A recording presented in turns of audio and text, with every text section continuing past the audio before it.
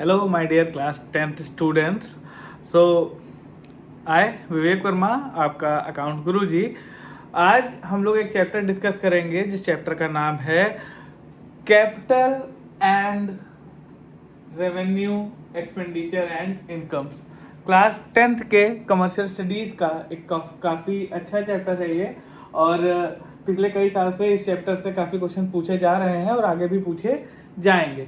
तो आज डिस्कस करते हैं, छोटा सा चैप्टर है। इसके एमसीक्यूज डिस्कस करने से पहले हम थोड़ा सा इस चैप्टर के बारे में समझ लेंगे, देन हम लोग इनके एमसीक्यूज को डिस्कस करेंगे। ठीक है, चलिए सबसे पहले जो इस चैप्टर में हमको क्वेश्चन मिलता है या जो अक्सर पूछा जाता है कि what do you mean by capital receipt. अब कैपिटल रिसिप्ट बेसिकली है क्या है? देखो, कैपिटल और रेवेन्यू इनको अगर हम समझें तो सिंपल वे में भी कह सकते हैं कि कैपिटल मीन्स लॉन्ग टर्म और रेवेन्यू मीन्स शॉर्ट टर्म। तो अगर कैपिटल रिसिप्ट की बात करें तो capital receipt are funds received by an organisation or government that either create a liability or reduce asset. They are non-recurring in nature. This is the keyword for it. Capital receipt means they are non-recurring. Recurring means जो बार बार repeat ना हो रहा हो। Non-recurring in nature मतलब ये basically बार बार आपको receive नहीं होंगे। हो सकता है कि एक साल में एक बार हो, या हो सकता है कई सालों में एक बार आपको ये अमाउंट रिसीव हो। फॉर एग्जाम्पल बोरोइंग और लोन्स। आप बैंक से लोन लेते हो, आप डेली जाकर डेली बेसिस पे बैंक से लोन नहीं लेते हो। This is a long term activity. Then sale of any fixed asset. आपके पास कोई फिक्स्ड असेट थी, आपके पास कोई लैंड थी, आपके पास कोई बिल्डिंग थी, आपके पास कोई बड़ी मशीनरी थी, आपने उसको सेल आउट किया, तो ये सिचुएशन आपकी बार बार रिपीट नहीं होगी। That is why it is considered as capital receipt. Then capital raised by issuing shares और डिबेंचर। जब हम किसी कंपनी की बात करते हैं, when we talk about any type of company, at that time जब वो कंपनी अपने शेयर इश्यू करती है। शेयर क्या होते हैं? शेयर किसी कंपनी की कैपिटल का पार्ट है। जब भी किसी कंपनी की बात करेंगे तो उसकी कैपिटल का जो पार्ट होता है that is considered to be the share. और जब कंपनी वो शेयर इशू करती है तो शेयर बार बार इशू नहीं होते। कंपनी जब वो शेयर इशू करती है उसका आईपीओ निकालती है। IPO means initial public offering. जब कंपनी वो आईपीओ निकालती है और उसके बदले में जो कंपनी को मतलब नॉर्मल पब्लिक जब वो कंपनी के शेयर खरीदती है तो जो कंपनी के पास फंड आता है that is capital receipt. Key point क्या है इसका? They are not part of the regular income. आपकी रेगुलर इनकम का पार्ट नहीं है। नॉर्मल डेज में आपको इनकम जनरेट नहीं होगी। And are use for long term financial activities. जो लॉन्ग टर्म आपकी फाइनेंशियल एक्टिविटीज है, जिनको 2 साल 5 साल 10 साल के लिए अगर आपने कोई फाइनेंशियल एक्टिविटी करनी है तो एट दैट टाइम हमको वहां से कैपिटल रिसिप्ट को जनरेट करते हैं, हमें कैपिटल रिसिप्ट रिसीव होती है। ठीक है, नेक्स्ट बात करते हैं what do you mean by revenue. Revenue का मतलब होता है जो आपकी रिकरिंग नेचर की हो। रिकरिंग नेचर मीन जो आपको बार बार रिपीट होती रहे, जो आपको अक्सर मिलती रहे। तो what do you mean by revenue receipt? Revenue receipt are the funds received by an organization और government that neither create a liability. आपकी कोई लाइबिलिटी नहीं क्रिएट हो रही है इससे। आपने जैसे बैंक से लोन लिया, हम कैपिटल रिसिप्ट की बात कर रहे थे, आपने बैंक से लोन लिया तो वहां पर क्या हो रहा था? आपकी एक लाइबिलिटी क्रिएट हो रही थी। ठीक है ना, आपको बैंक को पैसा वो रिटर्न करना था। बट रेवेन्यू रिसिप्ट से आपकी कोई लाइबिलिटी इंक्रीज नहीं होती है। नॉर रिड्यूस असेट, ना ही आपकी कोई असेट कम हो रही है। जैसे कि अगर उसमें हम कंपेयर करें, आपने फिक्स्ड असेट बेची थी तो वो क्या था कि आपकी असेट रिड्यूस हो रही थी वहां पर। They are recurring in nature, बार बार रिपीट होती रहती है। Around out of normal business activity. जो आपका नॉर्मल बिजनेस है, सपोज आपकी शॉप है, आप शॉप में क्या कर रहे हो? कोई प्रोडक्ट बेच रहे हो, तो प्रोडक्ट बेच करने से जो अर्निंग हो रही है आपकी that will be considered as revenue. Revenue का मतलब आपकी इनकम का पार्ट है ये। ठीक है ना, तो income from sale of goods and services. आप डॉक्टर हो, इंजीनियर हो, या फिर आपकी कोई शॉप है, आपकी सर्विसेज या गुड्स को सोल्ड करने से जो आपको इनकम जनरेट हो रही है that will be considered as revenue receipt. Then interest and dividend income. जो भी आपका इंटरेस्ट हो रहा है या आपकी डिविडेंड, आपने कहीं पर पैसा इन्वेस्ट करा था, या आपने कोई किसी कंपनी के शेयर खरीदे हैं, आपको उनसे डिविडेंड रिसीव हो रहा है, वो भी आपका क्या हो रहा है? वो आपका है revenue receipt. Then taxes and fine only for the government. Government के लिए, गवर्नमेंट की जो भी अर्निंग्स होती हैं उसका एक बहुत बड़ा पार्ट होता है टैक्स एंड फाइन से, तो वो भी गवर्नमेंट के लिए क्या है? वो रेवेन्यू रिसिप्ट है। ठीक, की पॉइंट इसका क्या है? They form part of the regular income and are use for day to day operational expenses. ये आपकी रेगुलर इनकम से जनरेट होता है, जो आपकी किसी बिजनेस की पर्टिकुलर रेगुलर इनकम है उससे जनरेट होगा, और इसका यूज क्या करेंगे हम, इसका यूज हम करते हैं जो हमारे ऑपरेशनल एक्सपेंसेस हैं उनको मीट आउट करने के लिए। ठीक है, नेक्स्ट आगे बढ़ते हैं। What do you mean by capital expenditure? अभी हमने रिसिप्ट की बात की, अब बात करते हैं हम कैपिटल एक्सपेंडिचर की। Now we are talking about the capital expenditure. Capital expenditure क्या है? Capital expenditure refers to funds spend by the, जब कोई कंपनी किसी फंड्स को स्पेंड कर रही है, स्पेंड बाय दी बिजनेस और गवर्नमेंट टू एक्वायर और इम्प्रूव फिक्स्ड एसेट। या तो हम अपनी कोई कैपिटल एक्सपेंडिचर का मतलब कोई ऐसे एक्सपेंसेस जो लॉन्ग टर्म के हों, जो लॉन्ग टर्म नेचर के हों। सपोज हमने कोई बिल्डिंग खरीदी, ठीक है ना, इससे हमको कोई फिक्स्ड एसेट जनरेट हो रही हो, पहली चीज हमें क्या हो रही हो, कोई फिक्स्ड एसेट जनरेट हो रही हो, या फिर हमें जो बिजनेस की प्रोडक्टिविटी है वो हमारी बढ़ रही हो। मतलब capital expenditure refer to fund spend by the business और गवर्नमेंट टू एक्वायर और इम्प्रूव लॉन्ग टर्म असेट। मतलब आपने कोई असेट खरीद ली, उसके बदले में जो भी आपने पैसा एक्सपेंस किया है वो आपका कैपिटल एक्सपेंडिचर होगा। कैपिटल एक्सपेंडिचर से आपके दो फायदे होते हैं, या तो आपकी असेट इंक्रीज होती है, या फिर आपकी वर्किंग कैपेसिटी या प्रोडक्टिविटी इंक्रीज होगी। सपोज आप एक कोचिंग इंस्टीट्यूट चला रहे हैं, ठीक है, जहां पर आपके पास 2 रूम्स हैं। अब आप देख रहे हो कि आपको और ज्यादा स्पेस की जरूरत है, आपने 2 रूम्स और बनवा लिए। तो जो 2 रूम्स और बनवाए हैं आपने, इससे क्या होगा, आपकी प्रोडक्टिविटी इंक्रीज होगी, और लोगों को आप बैठा सकते हो, और बच्चों को आप पढ़ा सकते हो। तो ये जो प्रोडक्टिविटी इंक्रीज की है, इस पर जो खर्चा किया है, ये आपका कैपिटल नेचर एक्सपेंडिचर है, क्योंकि आपके लिए लॉन्ग टर्म खर्चा है आपका। ठीक है, नेक्स्ट बात करते हैं। अच्छा, इसके सबसे बड़ी चीज, provide benefit over a long period of time. ये लंबे समय तक आपका साथ देगा। मतलब इससे जो आपको इनकम जनरेट, मतलब जो भी आप कैपिटल एक्सपेंडिचर कर रहे हैं, इससे आपको होने वाले फायदे अगले कई सालों तक आपको मिलते रहेंगे। इसके एग्जांपल है परचेज ऑफ लैंड और बिल्डिंग। अगर आपने कोई लैंड या फिर बिल्डिंग खरीदी है, बाइंग मशीनरी और व्हीकल, आपने बिजनेस के लिए कोई मशीन खरीदी, ठीक है, बड़ी मशीन खरीदी, आपने कुछ इन्वेस्टमेंट किया, तो वो लॉन्ग टर्म आपके साथ रहेगा। वो मशीन आपकी काफी हेल्पफुल रहेगी, अगले कई सालों तक आपको वो प्रोडक्टिविटी जनरेट करके देगी। ठीक है, रिनोवेशन और major improvement to fixed asset. आपकी बिल्डिंग थी, आपने उस पर एक फ्लोर और बनवा लिया, रिनोवेट करा दिया उसको, ठीक है, या इंप्रूवमेंट कुछ करा दी उसमें, तो लॉन्ग मतलब हैवी मेजर इंप्रूवमेंट, तो आपने पेंट करा दिया घर पे।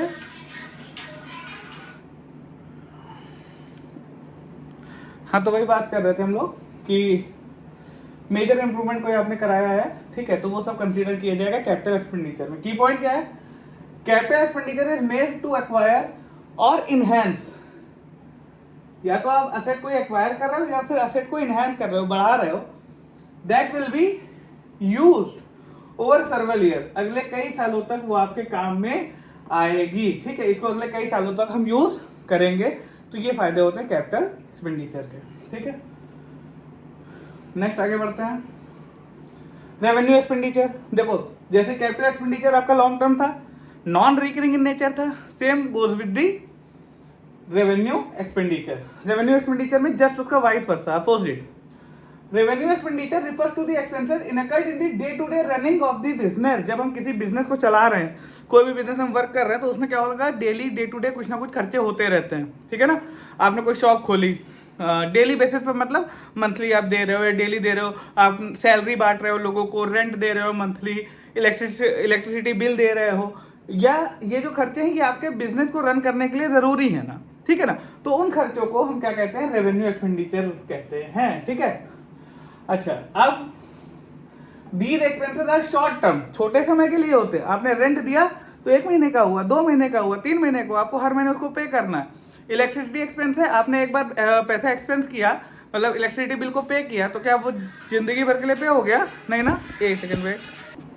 तो हम कह रहे थे कि जो भी हम बिजनेस के लिए एक्सपेंस करते हैं, आपने इलेक्ट्रिसिटी बिल को पे किया, तो वो आप जो पे करते हो तो वो लाइफ टाइम के लिए थोड़ी पे हो गया, वो मंथली आपको पे करना है ना। तो दैट इज वाई इसे हम क्या कहेंगे, रेवेन्यू एक्सपेंडिचर कहेंगे। ठीक है ना, इससे हमारी अर्निंग कैपेसिटी बढ़ती नहीं है बट मेंटेन रहती है। अर्निंग कैपेसिटी बढ़ेगी नहीं, बट क्या रहेगी, मेंटेन रहेगी। सपोज आपने कोई मशीन खरीदी, आप उसको यूज़ कर रहे हो नॉर्मल, उसकी आपने एक बाइक खरीदी, सपोज आप ओला चलाते हो, नहीं चलाओगे बट फिर भी आप ओला चलाते हो, ठीक है, ओला बाइक में चला रहे हो आप, या रैपिडो चला रहे हो, तो रैपिडो चलाने के लिए जो आपने बाइक खरीदी है वो आपका कैपिटल एक्सपेंडिचर है। बट जो आप मंथली उस बाइक को क्या करते हो, उसकी सर्विसिंग करा रहे हो मंथली ना, या उसमें आप ऑयल डला रहे हो, इंजन ऑयल, या आप पेट्रोल डला रहे हो, तो ये सारे खर्चे क्या हैं, ये रेवेन्यू एक्सपेंडिचर हैं। अगर आपने ये खर्चे नहीं किए तो आपकी बाइक चलेगी नहीं, ठीक है। तो वर्किंग कैपेसिटी, उसकी अर्निंग कैपेसिटी इंक्रीज होती है, मतलब इंक्रीज नहीं होती, मेंटेन रहती है, सॉरी इंक्रीज नहीं होगी, बट क्या करेगी, मेंटेन रहेगी। इंक्रीज कैसे होती है, कैपिटल एक्सपेंडिचर से। आपके पास एक बाइक थी, आपने एक बाइक और खरीद ली, किसी और से को दे दी चलाने के लिए, वो आपको पे आउट कर रहा है, आपकी इंक्रीज हो गई, वो कैपिटल एक्सपेंडिचर है। एग्जाम्पल, सैलरी पे कर रहे हो आप, payment for utility like electricity and water, है ना, रिपेयर्स एंड मेंटेनेंस कॉस्ट, ये सारी चीजें किसमें आती हैं, ये आती हैं हमारी रेवेन्यू एक्सपेंडिचर में। अब बात करते हैं, सबसे इंपॉर्टेंट है इस चैप्टर में कि what do you mean bye deferred revenue expenditure. Deferred revenue expenditure मतलब वो एक्सपेंडिचर है जो है तो रेवेन्यू एक्सपेंडिचर, बट उसकी अमाउंट इतनी ज्यादा होती है कि उसे हम एक साथ एक फाइनेंशियल ईयर में, एक अकाउंटिंग पीरियड में नहीं यूज करते, उसका बेनिफिट भी हमको अगले कई सालों तक मिलेगा। तो इसलिए हम क्या करते हैं, उन्हें थोड़ा अमाउंट हम ईयरली ट्रांसफर करते रहते हैं और बाकी अमाउंट असेट की तरह यूज करते हैं, लिख देते हैं असेट साइड, इसे कहते हैं deferred revenue expenditure. Deferred revenue expenditure refers to a large expenses that is paid or incur in one accounting period। इस साल खर्च हो गया बट उसकी अमाउंट बहुत ज्यादा थी, जिससे हमको बेनिफिट भी कई सालों तक मिलेगा, but provide benefit over several future period, अगले कई सालों तक हमको उसका बेनिफिट मिलेगा। Even though it is a revenue expense, हालांकि ये रेवेन्यू एक्सपेंस है, it is spread out over multiple year, अगले कई सालों तक ये हमको फायदा देगा, because the benefit last beyond the current year. इसका एग्जांपल देते हैं, बहुत सिंपल था। सपोज आपने एक कोई प्रोडक्ट बनाया, आपने एक साबुन बनाया, सोप, ठीक है, और उस सोप को आपने नॉर्मली ऐसे मार्केट में लॉन्च किया, नहीं बिका। अब क्या किया आपने, आपके जानने में थे, आपने शाहरुख भैया को फोन किया, शाहरुख भैया आए, गोमती नदी में बेहतरीन आपका साबुन लेके नहा रहे हैं, आपने उसका बेहतरीन सा ऐड शूट किया, और उसके बाद जब आपने उस ऐड को मार्केट में रन किया तो आपका प्रोडक्ट बिकने लगा। तो अब ये जो आपका प्रोडक्ट मार्केट में बिक रहा है, जो ऐड आपने शूट किया, इसके लिए आपने काफ़ी भारी अमाउंट पे की होगी, है ना। तो वो जो अमाउंट आपने भारी अमाउंट पे की है, उसका बेनिफिट आप अगले कई सालों तक लोगे ना, केवल एक साल तक वो ऐड चलाओगे नहीं। हेमा, रेखा, जया और सुषमा, सबकी पसंद निरमा, ये गाना आप अपने बचपन से सुन रहे थे, और आपके आने वाली पीढ़ी के बचपन भी ये गाना सुनेंगे, ठीक है। तो इस गाने पर उन्होंने काफ़ी अमाउंट एक्सपेंड किया होगा, बट उसका बेनिफिट आज तक उठा रहे हैं, ठीक है ना। तो ये एक्सपेंस जो किया था, ये है डिफर्ड रेवेन्यू एक्सपेंडिचर, ठीक है ना, जिसकी है तो वो रेवेन्यू नेचर का, बट अमाउंट इतनी ज़्यादा है कि उसे एक अकाउंटिंग पीरियड में राइट ऑफ नहीं कर सकते, ठीक है। चलिए आगे आते हैं, इसके एग्जाम्पल देखते हैं। A company spends a large amount on advertising। किसी कंपनी ने एडवर्टाइजिंग में बहुत ज्यादा सी अमाउंट एक्सपेंस की है ड्यूरिंग अ ईयर, ये लॉन्च कर रहा है कोई प्रोडक्ट, उस वक्त काफी सारी अमाउंट एक्सपेंस की है एडवर्टाइजिंग पर। That benefit from the advertisement will be received over the next few year, अगले कई सालों तक आपको उसका बेनिफिट मिलता रहेगा, केवल एक साल तक नहीं मिलेगा, आपको अगले कई सालों तक उसके बेनिफिट मिलते रहेंगे। तो instead of charging the entire cost to the current year, एक साल में अगर हमने कर दिया तो भैया हमारा प्रॉफिट एंड लॉस क्या हो जाएगा, गड़बड़ा जाएगा भाई। काफी बड़ी अमाउंट थी, एक साथ आपने एक ही ईयर में लिख दोगे तो वो हमारा प्रॉफिट एंड लॉस खराब हो जाएगा उससे। It is spread over 3 to 5 year, इसको 3 से 5 साल तक हम यूटिलाइज करते रहते हैं और उसी से धीरे धीरे इसको राइट ऑफ करते हैं। इसके की पॉइंट क्या है, it is revenue expenditure but its benefit expense to multiple year, अगले कई सालों तक हमको इसके बेनिफिट मिलते रहेंगे, ठीक है। नेक्स्ट अकाउंटिंग ट्रीटमेंट क्या है, the cost of spread over the several years and return of gradually इसको राइट ऑफ करते रहते हैं, और जो एक्सेस अमाउंट बचती रहती है वो हम बैलेंस शीट में असेट साइड दिखाते रहते हैं। सपोज डिफर्ड हमारा कोई एक्सपेंस है, प्रिलिमिनरी एक्सपेंसेस। प्रिलिमिनरी एक्सपेंसेस क्या होते हैं, जब कोई कंपनी बन रही होती है तो उस समय स्टार्टिंग में किए जाते हैं ये खर्चे, ठीक है। और मतलब उसके फाउंडेशन के लिए या कंपनी को बनाने के लिए बहुत बड़ी सी अमाउंट खर्च की गई थी, सपोज 1 CR। तो अब कंपनी तो बन गई ना, अगले कई सालों तक इसका फायदा होगा, तो इसका सपोज करते हैं 20%, यानी कि 20 लाख इस अकाउंटिंग ईयर में राइट ऑफ करते हैं। बाकी अमाउंट 80 लाख एसेट साइड पड़ी रहती है प्रिलिमिनरी एक्सपेंसेस करके, और हर साल 20 लाख हम उससे असेट से पीएल में ट्रांसफर करते रहेंगे। तो 5 साल बाद हमारी असेट में जो प्रिलिमिनरी एक्सपेंसेस की अमाउंट थी क्या हो जाएगी, खत्म हो जाएगी। ठीक है ना, तो ये हो गया हमारा रेवेन्यू एक्सपेंडिचर। नेक्स्ट, अब आगे बढ़ते हैं। एग्जाम्पल इसके क्या है, heavy advertisement expenses on product launcher, या ये सारी चीजें। अब इससे थोड़ा सा बढ़ के आते हैं जो इसके शॉर्ट टाइप क्वेश्चन है। इसमें सबसे पहला क्वेश्चन आता है हमारा कि difference between, compare and contrast differences between capital receipt and revenue receipt. हमने कैपिटल रिसिप्ट पढ़ा, हमने रेवेन्यू रिसिप्ट पढ़ा, अब दोनों के डिफरेंसेस की बात करते हैं। तो सबसे पहले नेचर देखो भैया, capital receipt non recurring nature की होती है। कैपिटल वाले कुछ भी हो, चाहे कैपिटल रिसिप्ट हो चाहे कैपिटल एक्सपेंडिचर हो, नॉन रिकरिंग होंगे, वो बार बार रिपीट नहीं होंगे। Recurring in nature revenue receipt क्या होती है, रिकरिंग इन नेचर होती है, बार बार रिपीट होती रहती है। Objective, increase in the long term financial position of the organisation. भैया इससे हमारा जो फाइनेंशियल पोजीशन है, लॉन्ग टर्म फाइनेंशियल पोजीशन क्या होती है, वो इंक्रीज होती है। इसमें क्या होगा हमारा, कवरिंग ऑपरेशनल एक्सपेंसेस, जो हमारे ऑपरेशनल एक्सपेंसेस है वो केवल कवर किए जाएंगे। टाइम फ्रेम की बात करें अगर हम, तो टाइम फ्रेम की अगर हम बात करते हैं तो टिपिकली अकर फ्रीक्वेंटली एंड और नॉन रिकरिंग होते हैं, बार बार रिपीट नहीं होते हैं, जल्दी जल्दी इनको रिपीट नहीं किया जाता, नॉन रिकरिंग नेचर के होंगे। बट अगर हम इनकी बात करें, रेगुलरली अकर होते हैं, जैसे रेंट हो गया, सैलरी हो गई, रेगुलरली अकर होंगे और बार बार आपको इनको पे करना पड़ेगा। ठीक है, इसको, इससे क्या होता है, arise from activities like loan, अगर आपने कोई लोन लिया है तो वो कैपिटल रिसिप्ट है। डिस इन्वेस्टमेंट किया है, कोई इन्वेस्टमेंट था उसको आपने सेल आउट कर दिया, वो भी आपकी क्या है, वो आपकी इसी में आएगी कैपिटल रिसिप्ट में। या फिर आपने कोई sale of the fixed asset किया, ये 3 पॉइंट है मेजर से, अगर आपने कोई अपनी फिक्स्ड एसेट को सेल आउट किया है तो वो भी किस में आएगी, वो भी हमारी आएगी कैपिटल रिसिप्ट में। नेक्स्ट, ये किस लिए आती है, ये जो नॉर्मल हमारा बिजनेस है, हमारा बिजनेस चल रहा है, सेल कर रहे हैं हम, टैक्स गवर्नमेंट अगर है तो टैक्स वगैरह जो रिसीव कर रही है, या हम कोई फीस चार्ज कर रहे हैं, हम suppose I am a teacher, I am charging a particular fees from the student, तो वो फीस जो हम चार्ज कर रहे हैं that is my revenue receipt. ठीक है, नेक्स्ट, मीनिंग क्या है दोनों में, अगर डिफरेंट मीनिंग की बात करें तो capital receipt refers to the income that arise from financial activities and investment of the business. ठीक है, एंड इसकी बात करें, revenue receipt refer to the income that arise from regular operating activities of a business. चलिए अब इसे example की अगर बात कर लेते हैं तो एग्जांपल में हमारा क्या है, loan, sale of business asset, issue of share debenture अभी हमने बताया था, और इसमें क्या है, सेल्स रेवेन्यू या टैक्स रेवेन्यू। टैक्स रेवेन्यू किसके केस में, गवर्नमेंट के केस में। ठीक है, रेंट इनकम, ये सारी चीजें हमारी किस में आएंगी, ये हमारी आएंगी रेवेन्यू रिसिप्ट में। ठीक है, चलिए आगे बढ़ते हैं।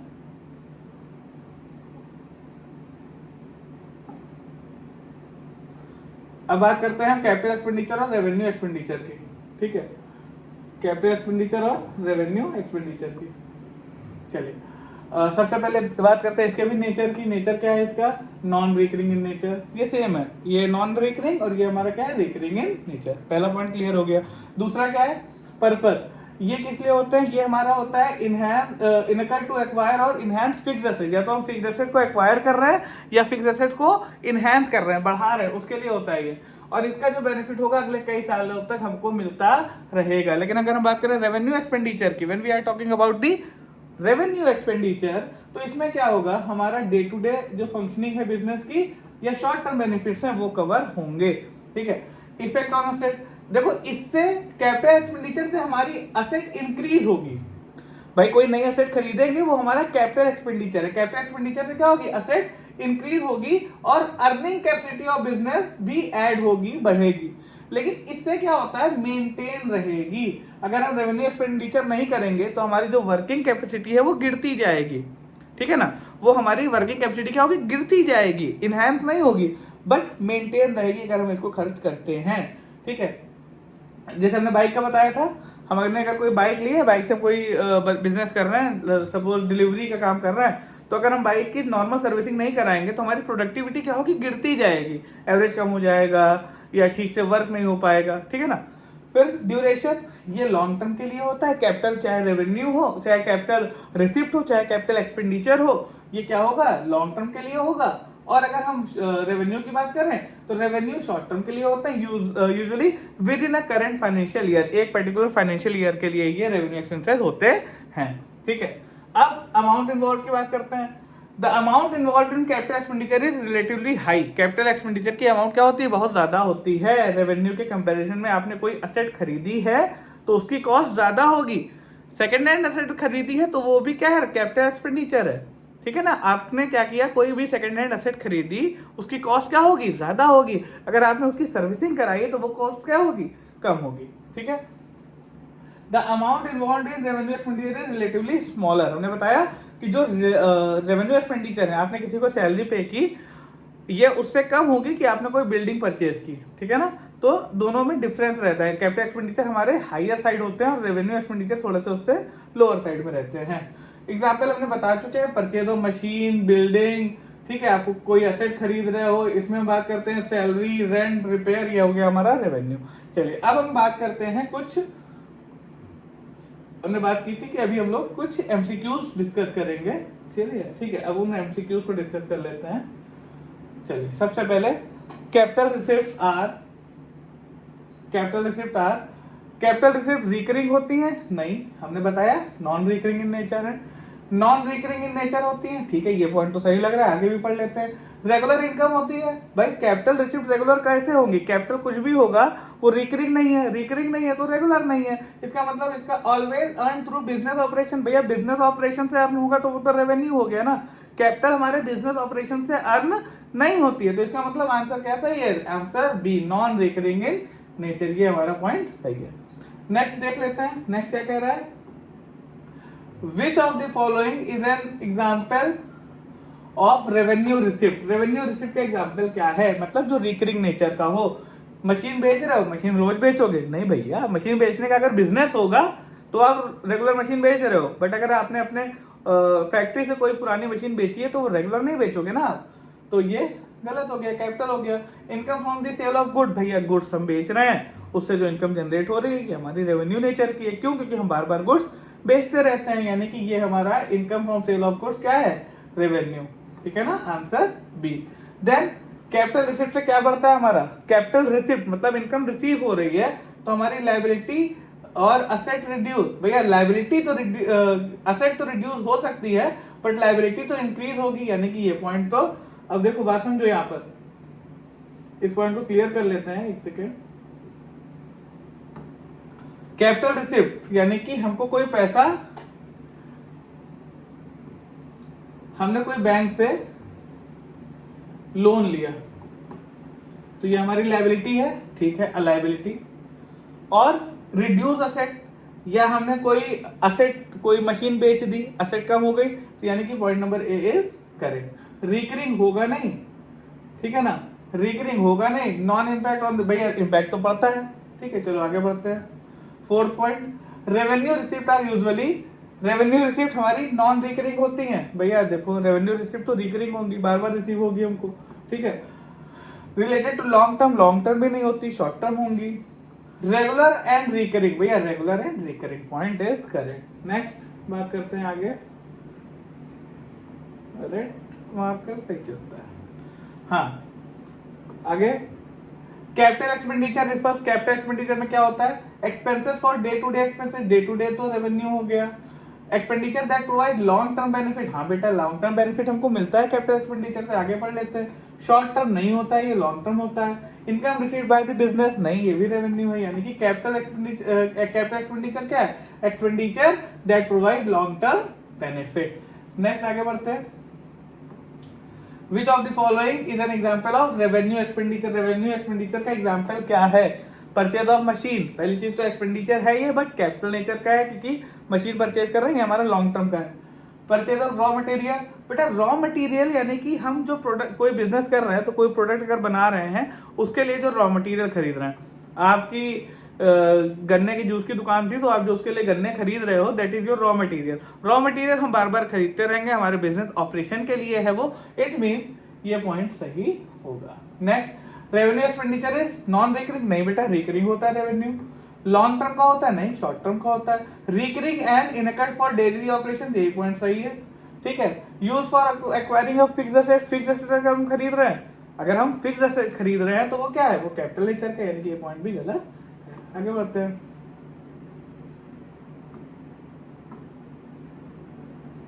Deferred revenue expenditure is an expense that is completely charge in current year, हमने बताया एक ईयर में नहीं होता है। Provide benefit for only 1 year, नहीं बेटा लंबे समय तक चलेगा ना कैपिटल हमारे deferred revenue expenditure. Is spread over multiple accounting period, ठीक है। इज अ कैपिटल एक्सपेंडिचर नहीं होता, होता है रेवेन्यू है, बट अगले कई सालों तक ये हमको हेल्प करेगा, यानी कि is spread over multiple accounting period, ये पॉइंट सही है हमारा। नेक्स्ट बात करते हैं। एग्जाम्पल पूछ रहा है डिफर्ड रेवेन्यू एक्सपेंडिचर का क्या है, परचेज ऑफ लैंड, नहीं ये तो कैपिटल नेचर का एक्सपेंडिचर है, हट गया ये। फिर प्रिलिमिनरी एक्सपेंसेस, अभी हमने बताया था कि जब हम कोई कंपनी स्टार्ट करते हैं उस समय अगर हमने कोई खर्च किया है तो कंपनी को स्टार्ट करते समय जो भी हम किसी कंपनी को रजिस्टर कराते हैं तो उसमें रजिस्ट्रेशन प्रोसेस काफ़ी लंबी होती है, तो एमसीआई और जो भी चीज़ों में जो भी एक्सपेंस हम करते हैं, खर्चे जो करते हैं, तो वो होता है प्रिलिमिनरी एक्सपेंसेस। ये हमारा अगले कई सालों तक हमको फायदा मिलेगा कंपनी बनाने का, तो ये हमारा क्या है, ये हमारा है deferred revenue expenditure. Payment of electricity bill भैया हर महीने देना है ना। Income from sale of asset, ये कैपिटल रिसिप्ट है, तो ये सब डिफर्ड रेवेन्यू में नहीं है। लास्ट क्या है हमारा, the main difference between capital and revenue expenditure, capital revenue में मेन डिफरेंस क्या है हमारा, कैपिटल एक्सपेंडिचर इज रिकरिंग, नहीं बेटा कैपिटल रिकरिंग कैसे होगा, कैपिटल तो नॉन रिकरिंग होगा। फिर capital expenditure provide long term benefits while revenue expenditure for day to day operation, बेटा ये तो पॉइंट सही लग रहा है कि कैपिटल हमारा लॉन्ग टर्म के लिए होता है और रेवेन्यू क्या होता है, शॉर्ट टर्म के लिए। So this is it for this chapter. Chapter का नाम था capital and revenue expenditure, class 10 commercial studies के लिए काफी इंपॉर्टेंट चैप्टर है, और इससे रिलेटेड अगर कोई भी डाउट्स हो तो आप हमसे कमेंट्स में पूछ सकते हो। और तब तक बाकी इसके अलावा भी कई सारे चैप्टर्स की हम लोग नोट्स देते रहेंगे। अभी आपके एग्जाम्स हैं तो उसके लिए हमने कुछ चैप्टर्स की प्रिपेयर किए हैं, वो भी हम आपको आगे प्रोवाइड कर देंगे। इसके अलावा अगर कोई भी आपको डाउट हो तो आप हमें कमेंट में मेंशन कर सकते हैं डाउट्स, और बाकी सिद्धिविनायक क्लासेस चैनल को आप सब्सक्राइब कर लो ताकि आपको आगे भी रेगुलर अपडेट्स मिलती रहें। तब तक के लिए ऑल द बेस्ट स्टूडेंट, अच्छे से पढ़ो। चलो बाय बाय।